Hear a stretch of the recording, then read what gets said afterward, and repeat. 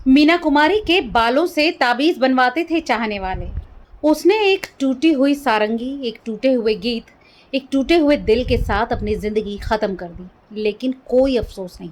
मुंबई के रहमताबाद की कब्रिस्तान में जब आज से ठीक 52 साल पहले 31 मार्च 1972 को मीना कुमारी को दफनाया गया, तो पति ने मौत से पहले उनकी आखिरी गुजारिश मानकर ये पंक्तियां भी कब्र के पत्थर पर लिखवा दी।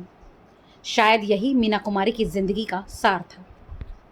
कहा जाता है कि मीना कुमारी की जिंदगी में इस कदर दर्द था कि उन्हें पर्दे पर रोने के लिए ग्लिसरीन की जरूरत नहीं पड़ी। मीना कुमारी को ट्रेजेडी क्वीन कहा जाता था। बताया जाता है कि इनके पैदा होने की चंद घंटों बाद ही पिता ने नफरत के सैलाब में नन्ही बच्ची को अनाथ आश्रम के हवाले कर दिया। वापस लाया गया तो सिर्फ इसलिए क्योंकि मां अस्पताल में बेटी का चेहरा देखने के लिए बिलख रही थी। मीना 4 साल की थी जब उन्हें कमाई की मशीन बना दिया गया। होश संभाला तो पहले पिता की पाबंदियों से सामना हुआ और फिर पति कमाल अमरोही की मारपीट से। पाकीज़ा, साहिब, बीवी और गुलाम, बैजू बावरा जैसी दर्जनों फिल्मों में नजर आई मीना कुमारी का वो रुतबा था कि अगर उनका बाल भी टूटकर गिर जाए तो चाहने वाले उसे भी सहेज कर उसका ताबीज बनवा लिया करते थे। लेकिन एक समय ऐसा भी रहा जब पिता ने उन्हें घर से निकाला तो पति कमाल अमरोही ने अपनाने के लिए कई शर्तों की फहरिस्त थमा दी। फिल्मी चकाचौंध में रहने वाली मीना कुमारी की जिंदगी इस कदर स्याह थी कि उन्होंने शराब को ही सुकून का जरिया बना लिया। शराब ही उनकी मौत का कारण भी बनी। आज मीना कुमारी की 52वीं डेथ एनिवर्सरी पर आइए जानते हैं उनकी ट्रेजेडी क्वीन बनने की कहानी।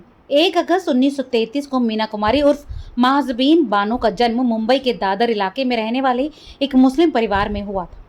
पिता अली बख्श एक बेटे की उम्मीद लगाए बैठे थे, लेकिन जब नर्स ने उन्हें कहा कि आपके घर बेटी का जन्म हुआ है तो वो बर्दाश्त नहीं कर सके। उनके लिए ये खबर इतनी नागवार थी कि वो चंद घंटों की बेटी को तुरंत अनाथ आश्रम छोड़ आए।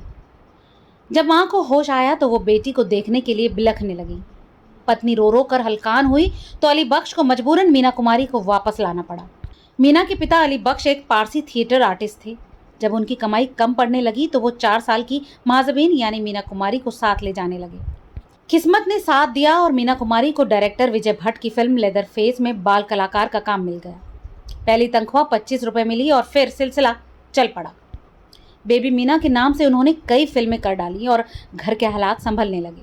खेलने कूदने की उम्र में मीना कुमारी अपने परिवार की कमाई का इकलौता जरिया बन गई। मीना 13 साल की थी जब उन्हें बतौर हीरोइन फिल्म बच्चों का खेल में काम मिला। मीना हीरोइन बनकर खुश थीं, लेकिन ये खुशी ज़्यादा दिनों तक नहीं टिकी। 13 महीने ही बीते थे कि उनकी माँ गुजर गई।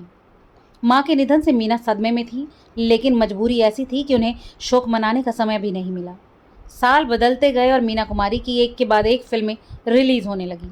सराय, पिया, घर आजा, बिछड़े बालम जैसी फिल्में मीना की तरक्की की सीढ़ियां बनने लगी और आखिरकार 1952 की फिल्म बैजू बावरा ने उन्हें हिंदी सिनेमा की आला मुकाम अभिनेत्री का दर्जा दिला दिया। मीना कुमारी इतनी खूबसूरत अभिनेत्री थी कि उन्हें देखने के लिए सड़कों पर मजमा लगा करता था। उनकी खूबसूरती पर कई नामी गिरामी लोगों की भी नजरें रहीं, या कहें गलत नजरें। मीना कुमारी की आखिरी फिल्म सावन कुमार टाक की गोमती के किनारे थी, जो उनकी मौत के बाद रिलीज हुई।